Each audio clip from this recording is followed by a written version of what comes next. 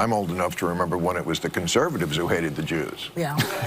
Okay. Bill Maher, who has been the standard bearer for liberalism and in many ways leftism until the woke went bananas in this last decade, but for decades, that's what this guy has represented in America. I want you to note the tone they all talk with him. I want you to look at Sunny Hostin's body language and the way they look at him and everything else. Just because he is a lefty who hasn't gone completely bananas, here they are talking about the word woke. The term woke has been, in my view, co-opted by the right and weaponized and bastardized. And so I was surprised to hear you use the term because historically, as you know, because I think you're quite brilliant, that woke is a word used by the Black community to note that we must be aware of social injustices. But words and migrate. So why is that a bad thing? It's not a bad thing, and originally that was absolutely a great thing. Alert to injustice, who's not for that? But words do migrate. Now, I'll use any term you want. Okay. Because maybe that is a word that's triggering, and so let's not use that word. I don't know, want to call it the super far left? But don't tell me the left or maybe the super far right. Well, he's talking about the left. Well, they're okay, not woke. but we talked about that. I mean, I think we agree about the danger of the super far right, and I can't say it enough. I think they're the bigger threat.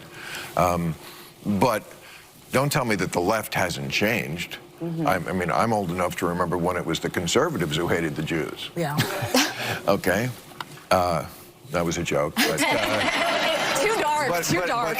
Well, maybe it is, but it's true. I mean, if I had any doubt that I was right about the change that's happened in the left, watching people protest for a terrorist organization like Hamas, that straightened me up pretty quick. Okay, so there is Bill just laying out something true. You can see the way Sunny Hostin, the way she's touching her above her eye, and she can't even look at him as she's talking to him because she's an activist, not a journalist or whatever it is that she purports to be, right? And she thinks that because he hasn't gone all in on that woke stuff, he is the enemy, despite the fact that he ends up voting for the same people and everything else, right? And Bill is like, you guys have gone crazy. But the real interesting part of that segment there is that Bill responds as she's trying to tell you the original definition of woke, and it's been hijacked, is Bill says words migrate. Think about the word liberal. Every single one of those women think that they are liberal.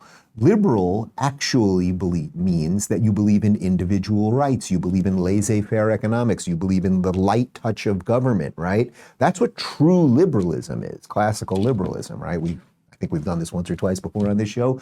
Those women are not liberals at all. They are progressives. They are far lefties. They believe in the strength of the state to dictate to people how they should live, what they should believe, what they should be allowed to say, et cetera, et cetera. And Bill, it is an honorable position, even if you think he is coming to the wrong conclusions when it gets to the ballot box. It is an honorable position to stand there and stick that flag down and say, no, I am still remaining liberal despite all of your nonsense. And then here, I think you'll like this one. Here he is explaining why some people support a certain orange man.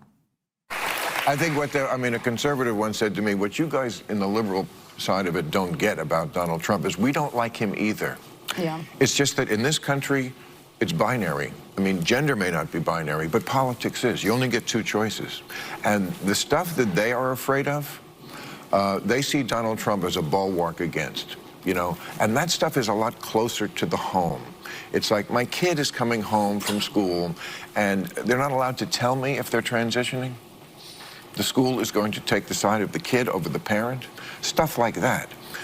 There is a lot of crazy stuff on the left. This book, there's stuff that each side is going to like and probably stuff they're not going to like so much in there because that's the answer to the Donald Trump situation is what's going to get him elected is this woke stuff that a lot of people in this country just don't go for. Yes, that is the truth. And it's not the easiest thing to sit at that table with those harpies and say that. And just think how incredible this is. Here you have a lifelong atheist who is a lifelong bachelor who does not have children, standing for the true liberal principles, saying that you should not go after the kids, and that's why people support Trump, and the gender stuff, and that's why people support Trump. And then they later talked about the border, and that's why people defend Trump.